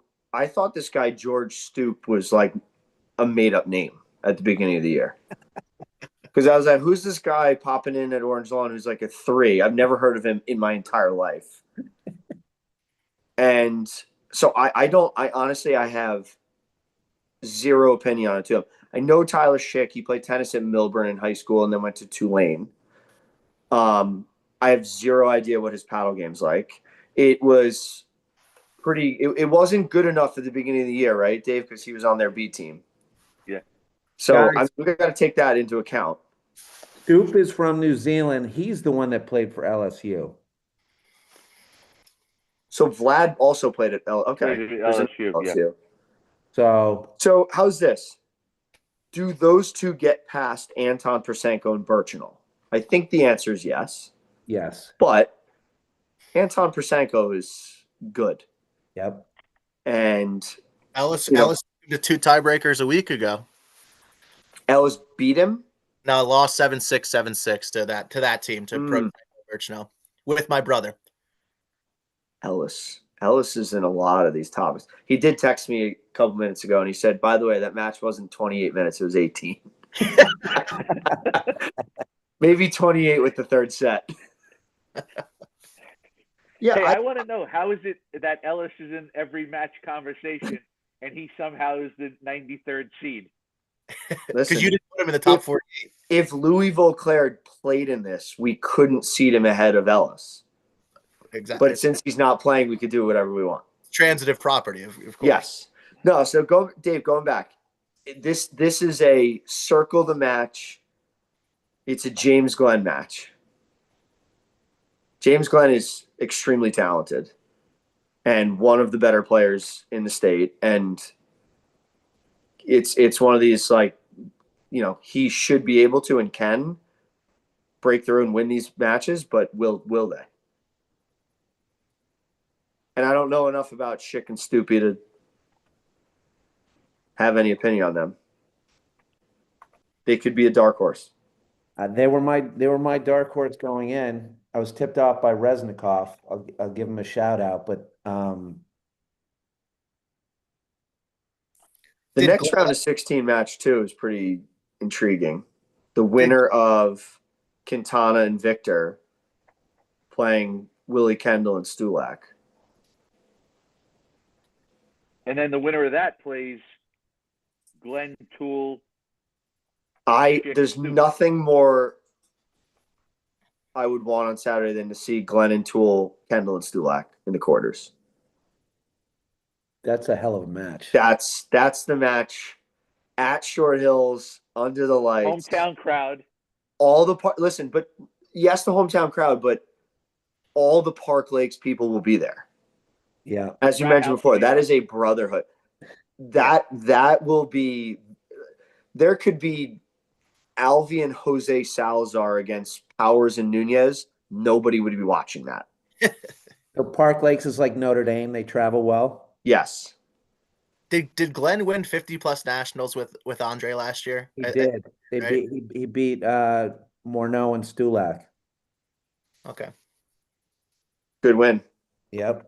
Yeah, really good. I think that what you said of that Victor and Kyle versus Quintana, Mike Kelly's a nice player. So I think whoever wins that match could definitely, both those teams could make some noise. Here's my final one, my favorite one of the entire tournament. Bagan, Tarantinov, Lalich, and Tabot. Wow. And that would be a round of 16 matchup. Yep. Yeah, but that's if they don't blow up like the Correct. right. But let's go under the assumption that they make it to the round of 16. I think that matchup could be fun, to say the least. Daniil's a fiery guy. Yeah.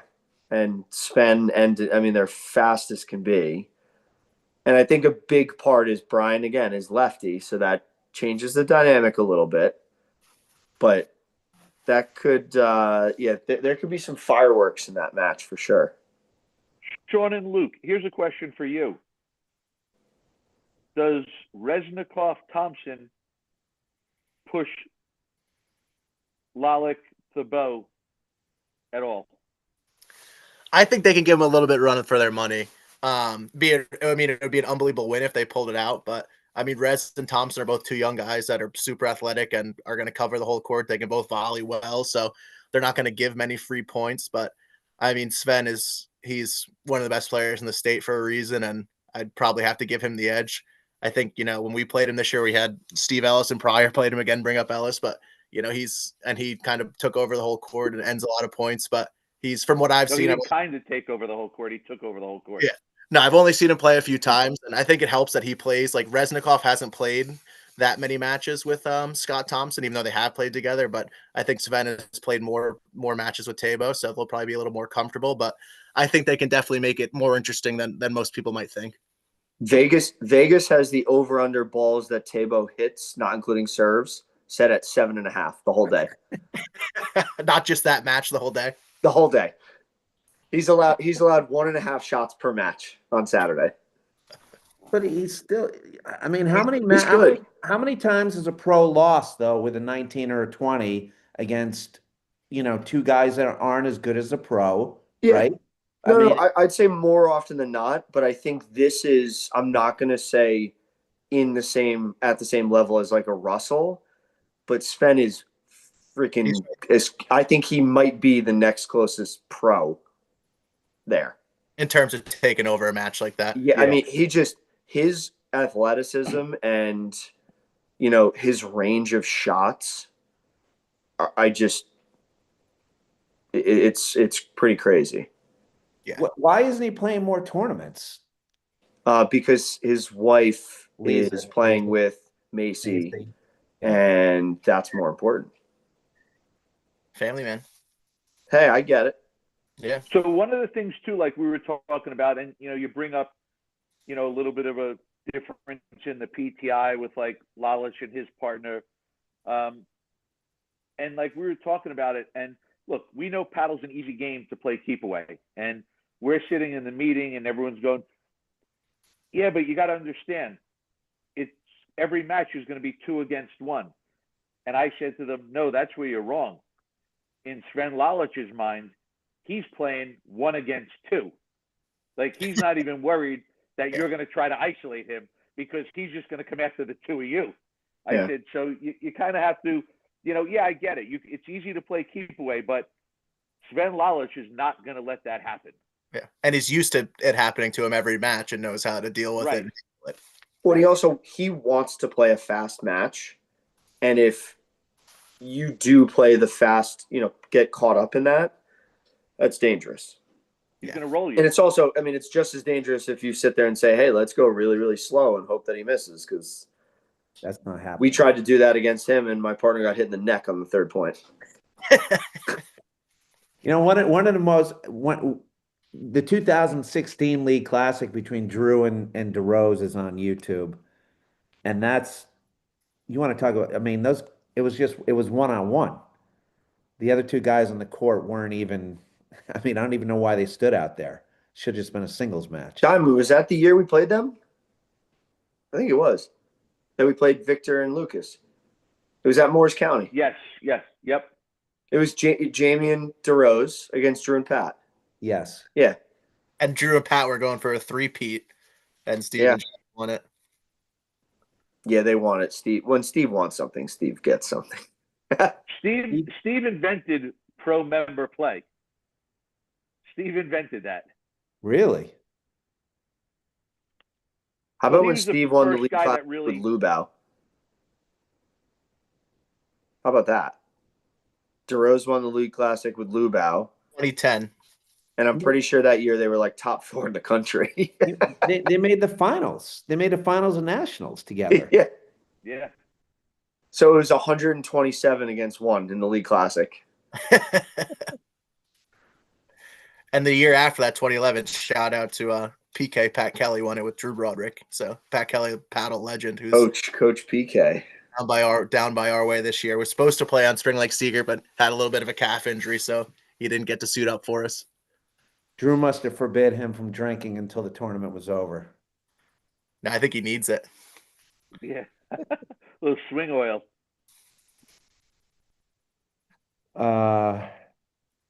So where were we? Were we on round of 16? Yeah. Yeah, the other We're the beyond other that. one We got to get is down to the mixed round quarters. of 16, which not that it's not going to be good, but I think we all know Mick's going to handle business. So then you have your quarters.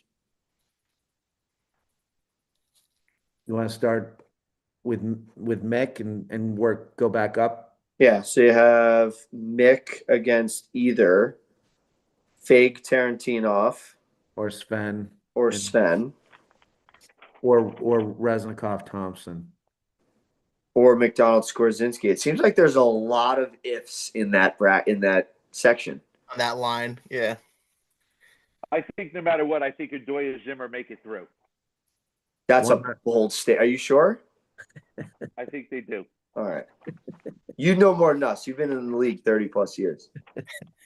That's right. Dave and Blake, who would you be if you had to put your money on one team to make it through to the final? Who would that be? That you'd be shocked to make it to the final. Or not shocked, but more surprising than anyone else. Shocked if they didn't make the final? Yeah. The most shocked if this team got knocked out before them. Or you can say semi for that matter. I was going to say, I mean, I feel like you have to say Alvy for a final just because of how the season went. But, I mean, I'd be shocked if Alvy doesn't make the semi. Okay. Like, potential upset of the, like, top 3 upsets League Classic history. Wow. And what would be the biggest League Classic upset in history off the top of your guys' head if you could think of it? John and Blake Anderson almost beating Chris Yuko and Dave Broderick. In the rain, sleet. In the sleet at center court Yeah. when I was like 16 years old. and Dave and Chris Yuko making the semifinals that year. Did they give you beers afterwards? No, I probably had to drive my dad around after his bourbon and cigar. Dave, what was your best win that year with Uko when you made it to the semis? Ooh, that's a good question. I don't know if I remember. We lost to Casamano and Holler in the semi. I'm going to tell you what. That year, we beat Drew and Dr. George Peck. Wow. Same thing. It was a little bit of a rainy, snowy night, and I think Dr. Peck had a little trouble with the ball sliding on the surface. With the Diamond Sizzler. That's it. The diamond ball. Hey, the diamond slash. It's hit it flat in the rain and let it skid. That is interesting, right? Like when you talk about League Classic upsets, I mean, if we're defining like a seed or a place team that's like 5 or 6 spots away from the other one. Like, I don't even know if we've ever had, like, you don't see it often.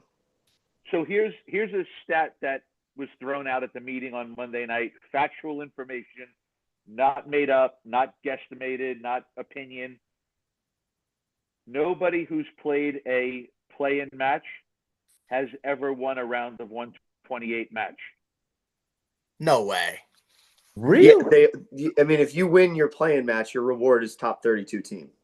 True. So Yeah. if that ever does happen, that'll be the biggest upset in paddle history. It'll So what- definitely be history. Yeah. Wow. That does make sense though, right? If it's a top 32 seed, I mean, the top 30 Yeah. are all pretty damn Yeah. good.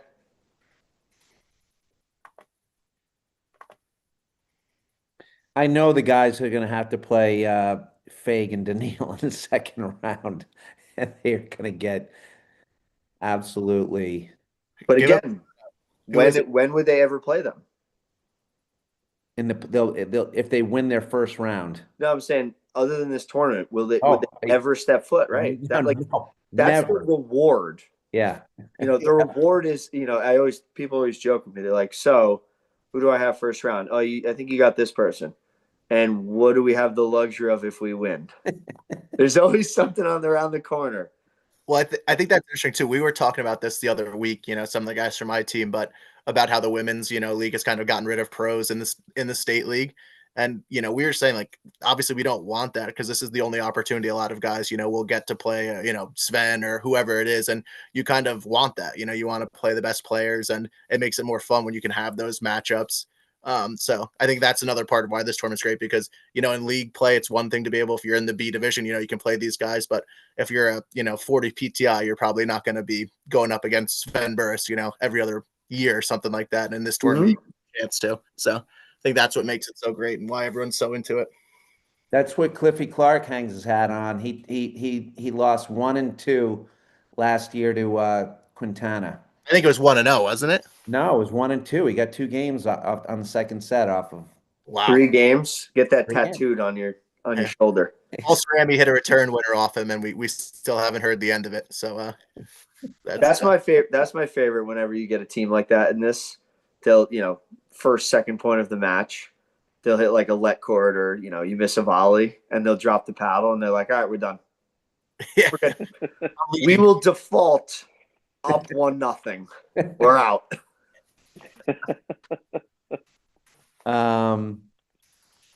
So Next quarter, third quarter, you have Glennon Toole, Kendall Stulak, which yeah, I mean, there's 2 of the 4 quarters that are really, entertaining, and I think people are dying to see. That's definitely one of them. And I think an interesting part of this too is James. I know specifically James Glenn, Willie Kendall, Mike Stulak have all played against and with each other a lot. I don't know if all 4, with Jake. I know Jake's played a handful with probably Stulak. I don't know about Willie, but I'm it's a little tricky when you kind of know what the other players are going to do. Yeah. They kind of game plan with it. Is Stulak a former national champion as well? 2-time. Wow. Yep. Parsons and Bill Anderson. Yep. Just shows the depth of this tournament. The Hoffer, as they say. Dave, you go. Who you choosing? Which match do you want me to pick? Glennon Toole, Kendall Stulak. I'm going to say Kendall Stulak. Experience? Is that the 4-5 matchup in 3-6. 3-6? No, your 4-5. You ready for your 4-5 matchup? Green and Haggerty, Broderick Shawcross. Wow. Right. But wait, That's Blake, going to be great. Another good one. Blake, who you taking in the Glenn Toole, Kendall Stulak? I will take Kendall Stulak also. Is that if they play 10 times, is it 5 and 5, you think? Close. It could be. I think that you're not going to get Mike Stulak and Willie Kendall off, but you can get James and Jake off. You know, I know Jake's been working on his serve, and you know, again, James he's tough, but he can throw in those errors. Like Willie Kendall's the one person on that court that like he won't give you any stupid things. He plays within a level that's this much and it's this high. Yeah. So I think I just have to side with it. I think the Short Hills regime, and you know, you got Stulak, who again, he's won 2 national titles. He's not scared of anything. He lives for every moment. I think it's dangerous duo. Now, here's to your question. point, like Sorry, I go don't ahead. think there's, as solid as their games are, there's not a whole lot to it that can go sideways. With Kendall and Stulak. Willie and Stulak play basic paddle, and they do it really, really well. Yeah. Like as this, here's an example, right? If Kendall and Stulak play 12 matches, the range at which they're going to play within is here. If Daniil and Brian play 10 matches, 12 matches, they're going to be within here. And if you get them down there, they lose in the 32s. If you get them up here, they could make the set. I mean, Daniil is extremely talented. Brian's a great player. But there's so much unknown where with Willie and Stulak, you know what you're getting. You better be ready for war. So Kendall and Toole both played Big Ten tennis, right? Penn State and Indiana. Yeah. Did they play against each other? Were they there? I don't know, actually. Huh. Willie was top. I could have this wrong, Dave. You might. Was he top 5, 6, something like that in wins, all-time wins at Indiana? Yes, he is. Yep. He might, by now it could be top 10, but at one point he was Not bad. top 5 wins in Indiana tennis. I might be top 10 at my high school. I thought you were number 98, a kicker from Merrimack. You like that? I do. 98's a defensive end, not a kicker. That was throwing me a little bit. Well, I didn't get to choose my number really, but I did buy all the team gear and didn't play one snap or go to one practice. That's my claim to fame. I was on the team enough to get on the roster and buy all the gear, but didn't play. All right. Haggerty, Lucas. I'm a disaster. Lucas Green versus Broderick and Shawcross. Who are you going with? Blood is thicker than water. You know, I always stick with my brother. Pull a Pat McAfee, except for tonight. No, I think, you know, Drew and Pat may have a little bit more experience in the League Classic in that setting than Haggerty. Yeah. You know, but it'll be interesting to see. I mean, it's going to be a phenomenal match, whoever wins it. Who plays what side you know, with Lucas and Pat? That's a good question. If I had to guess, they probably switch it up. Lucas and JK switch it up a lot, depending, you know, to give different looks. I think Lucas likes to return from one side, but, you know, typically will play, you know, they'll throw it up and switch in the middle of a point. I will tell you, I think Haggerty was a professional soccer player for a cup of coffee. So he has very high level sports experience. Yeah. Which, you know, again, coming from the 42 PTI, I see guys like that weren't traditional tennis players, but they played very high level other sports and they just know how to win. It's just an innate ability that translates to paddle from what I've seen. but like Blake said, how is he going to handle a guy overserved with bourbon, blowing cigar smoke through the screen? It while he's seems trying like, to play but a honestly, touch spinner. it seems like, you know, hearing about Pat and all this, like the background, it seems like he almost would be the more reliable person in this situation than Lucas, right? Because again, when Lucas is on, he's as good as anybody. But you know, you can ask him and he'll look at you and say, "Yeah, I'm not. You know, I'm horrible." Right? So if he's off, that's different. Like you know what you're going to get. Similar to Will, you know what you're going to get with Drew. But then Pat, who has been in this situation so many times, will still get nervous. I think it's tough to go against Drew, and So who are you taking, Sean? I think you got to take Drew. I mean, Luke, who are you taking? I'm gonna take Haggerty and Lucas, and I have right here Haggerty's just his stats, or not his stats, but his matches from this year. I mean, beat Sven Lalick, beat Sven Burris, beat Louis. You know, has a bunch of good wins on here, beating a bunch But of Ellis, hold on, Ellis beat Louis too. So let's not bring that one. also beat Ellis. So he's got a lot of good wins on here. I mean, him and Victor beat Louis and Daniel Torres 2-0. You know, he hasn't played a ton with Lucas, which I don't think, probably won't help them. But I think that they're both great athletes, and I think Hags is going to impress a lot of people in this tournament that don't really know him. I love it. I can't Here's a believe I just. question. Go ahead. Yeah. Here's a question a little bit off topic. Who wins between Haggerty, T-Mac, Ellis, Nirenberg? It's a tough one. I'm gonna have to Is go. the match at Ridgewood? I'll take Ellis. With Louis serving white wine? Always. I'm with you, Luke. I think I'm gonna take Lucas and Pat. Yeah. And Lucas is obviously, like you said, he can kind of be up and down, and he's been up and down this year, but at his best, I mean, he's as good as any player in the draw pretty much. And I think that I think he'll play some good paddle. I may DoorDash some McDonald's for him if he starts looking sluggish, and I'll start throwing him some quarter pounders in between the changeovers. That's a motivator. We'll change the match real quick. And I'm definitely taking him. Those guys are my friends, and I love them. But how can you go against a multiple national champion? We're not talking league class. We're talking multiple national champion like Drew. Yeah, but how many national titles does he have with Pat Shawcross? Well, he has a few league classic titles with Shawcross. Well, I know, but with guys with bourbon and cigars blowing in his face. Yeah. I'll take the McDonald, man. I love it. Yeah. All right. I'm still taking Haggerty. He played for New England Revolution. I don't think there was many guys with bourbon and cigars in the stands at those games. He's used to it. Either way, that's a match I want to see. That's going to be a fantastic match.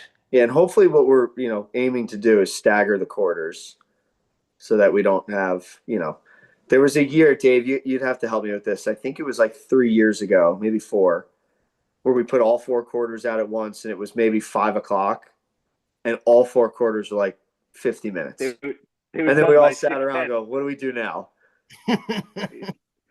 We have 12 bottles of bourbon, 400 cigars, 10 kegs of beer, and all this food. Where's everybody going? And no paddle. Yeah. We may need to call Ellis and Louis. Maybe we could have a rematch. Yes. Maybe that's what we should start looking to do at the League Classic, is take the most controversial matches from the league and play them at 7 p.m. under the lights. I love it. They could be like sheet fillers, match fillers. Listen, we could be onto something with this. Oh, I like it. You have to know where the grudges are. I don't. You guys do. Yeah. Whoever's complained against each other to the league, who's gone to the league board, you get those matches out there. We want some bad blood. Singles. Shout out Ryan Rip for Clearwater. Me versus Ryan Rip. Sean's airing out personal beefs. So is that the best quarter? Those are the best two. And then the last quarter is Albion, Urban. Yeah. And then it's either Gonzalo, Garcia Nieto, or Gene and Fawcett. All right, so still a good quarter, but should we make some picks here, Sean, of who we're taking to win it? Maybe a dark horse and a team that'll make some noise or something like that? Yeah, I like that. You start. All right. A dark horse team I'm going to take, even though they are playing T-Mac and Dean, I got to give some love to Tommy Fusco Jr. and Diego. I saw Diego play 2 matches this year. Ooh, that is controversial. I don't think I can accept that. How the song has changed. Wow. Yeah, you can't pick Tommy, your best player. Podcast with David Blake, and now you're on the dark side. Yeah. Unbelievable. Well, I was kind of made this decision before I knew that would be the draw, but I think Diego's really good. I think Tommy plays a great, setup role kind of. I think the match versus T-Mac and Dean is going to be the winner of that match. I think it definitely makes some noise going forward. My pick to win it all, this will be controversial. I'm taking Lucas and Haggerty. Hey, 2 gamers. why not? And I think that if they beat Drew in that, quarterfinal, I think that that's going to give them a lot of confidence to kind of go forward and get it all done. And yeah, I think that there's going to be some upsets. I'd say my one prediction is that of the top 8 teams, I think 2 of them aren't going to make the quarters of the top 8 seeds. Not sure. Wait. Let's just frame this. If Lucas and Hags beat multinational finalist Drew Broderick, they're then going to beat Regalado, and then they're going to beat Mick. Is that you're calling that? And Yeah, then gauntlet, and I think that the confidence they get from beating Drew is going to propel them to win those other matches. Wow. and then Lucas hangs his sneakers over the lights at Fairmont and is never seen again. Multiple time league classic winner, Luke. I should say. That's unbelievable. That's a hell of a pick. I can respect it. Other than the Diego pick, He's good, man. He's really good. Listen, he is very good. I just don't know if I can accept it. Pete Hurley's weighing in. He says Lucas needs to play forehand in that match. I don't hate it. Drew as a lefty. I mean, I think Hags and him will both be able to handle, either side and any spin they see. Okay, so that was your dark horse, and that's your pick to win. Yeah, and as I said earlier, Fagan Tarantinoff. I think they might make a little run too. Okay. Who's up next? I think you should go, Sean. We'll leave our 2 pros here for the end. I'm gonna go reverse. I'm picking Mick to win it. And my upset, my dark horse. So who are they beating? Because I do think Haggerty and Lucas are going to make a run and could beat Drew. I can't pick against a guy that's won as much as Drew Broderick has. I'm picking Stoop and Schick.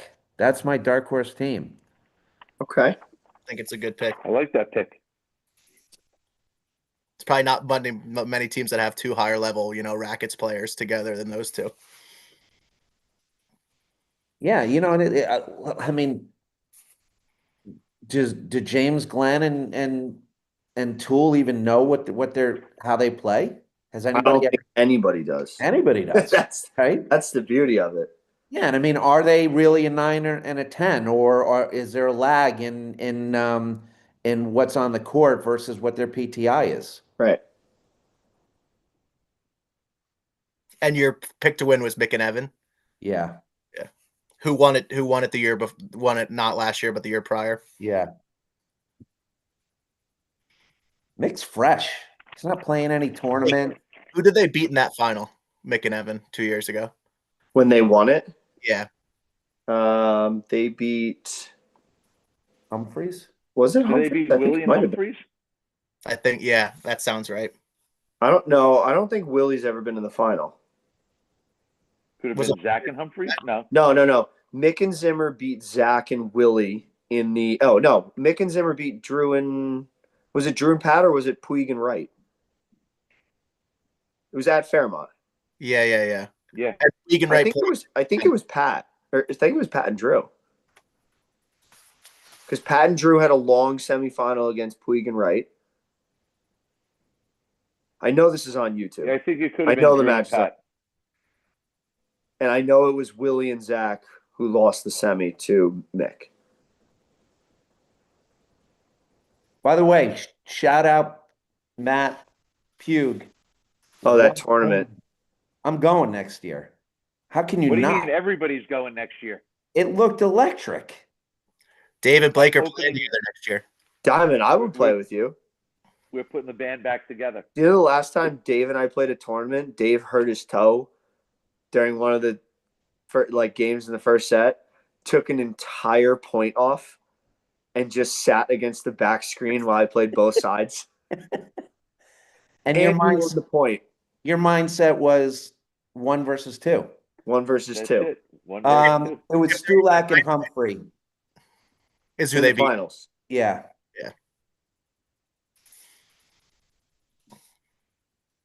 Puig and Wright. I wish they would have won one. Actually, wait. No, Mick and Zimmer beat Puig and Wright at Montclair. Or did Puig and Wright win one? Am I going crazy? They did No, not win. Puig and Wright didn't win one. So then it was Mick and No. Zimmer beat Stulak Puig and Wright at Montclair one year. That was the year Chef Vinny was making the chili in the parking lot. Benny. Mick and Zimmer won 2021 and 23. Yes. Okay. And in between them, Stulak Humphreys won. Yes. All right. That makes sense. All right, so I think Blake, it's your turn here for a pick and a dark horse. A team that's going to make some noise as well. I really want to pick Alvy and Urban, but I'm not going to because I don't want to take the 1 seed. Mm-hmm. How big of a favorite or not for 1 seed? Their combined PTI is what, like a -20 or so, and what was the 2 Yeah, seed? but I think it's just. I mean, listen. I think it's a smoke screen that they beat Mick that easily. Yeah, in the regular season. I mean, when it comes to this stuff, Mick is. I don't know. I'm having a tough time. I'll give you my dark horse. Heavy on himself. My dark horse is Sven Lalich. That's a great pick. Not Lalich to Bolt, just Lalich. I think I'll give you another dark horse or a team to watch. I think DeGrand Prey Matuski could surprise Antonek and Loback in a match. And then winner, I'll go Mick and Zimmer. Wow, 2 for Mick and Zimmer. Diamond Dave, right, take us that home. Dave, if you don't take Tom McDonald to win this whole hour and a half was a waste. No, I can't. He has too hard of a draw going forward. And by the way, let's also be very clear that we all, ourselves included, have the utmost respect for Tommy Mac's game. I actually wish we saw him up here more. We had a great time when we played each other last year. Let's get you 2 playing in a tournament next year together. If Tom McDonald called me to play a tournament, I would play. Oh, he's gonna. There That's go. done now. All right. How old are his kids? They're young. I know one's in a stroller. Well, good. He can hang out with my kids then. Yeah, we'll babysit. Perfect. Yeah, I'll babysit to see that happen.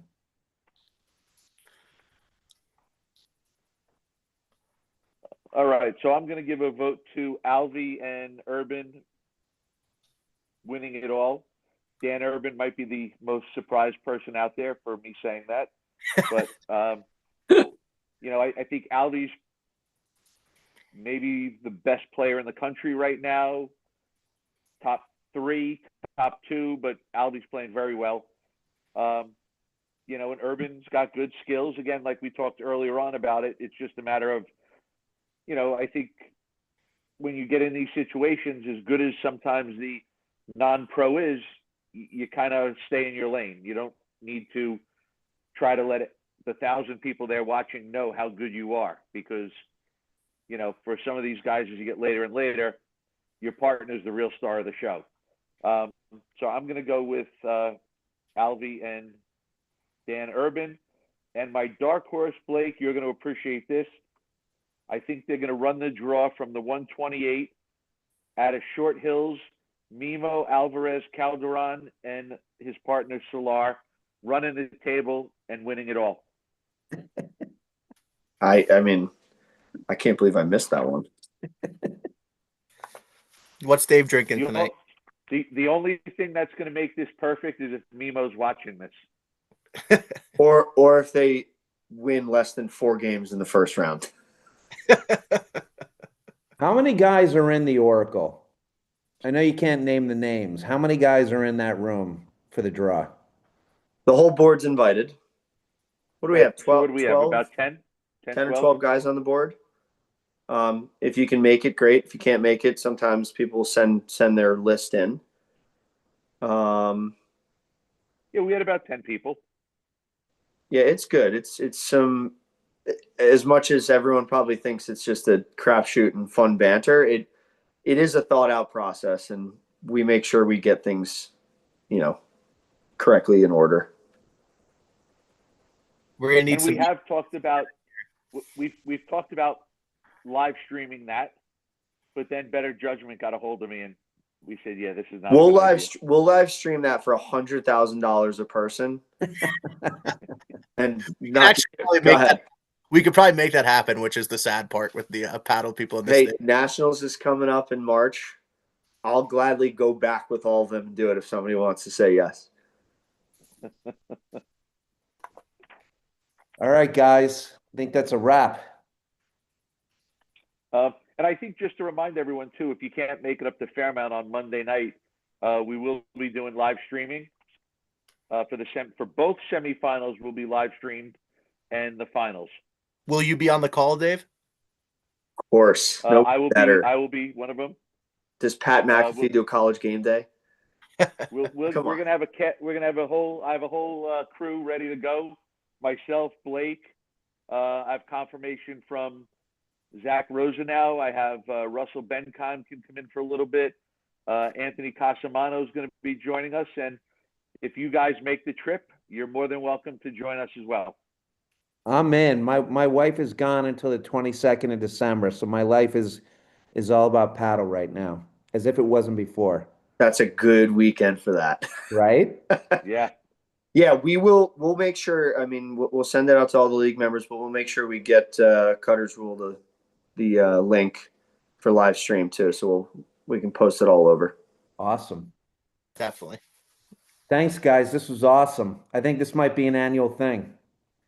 Absolutely. Next year, though, I think we need to get Rob Scanoni on the horn with us. I was thinking about that. I feel bad that I didn't invite him, but he wasn't there for the original debate. So next year. Next year, we'll pencil him in for next year. I'm sure he'd love to do it. Sounds good. All right, guys. All right, fellas. All right. Good night.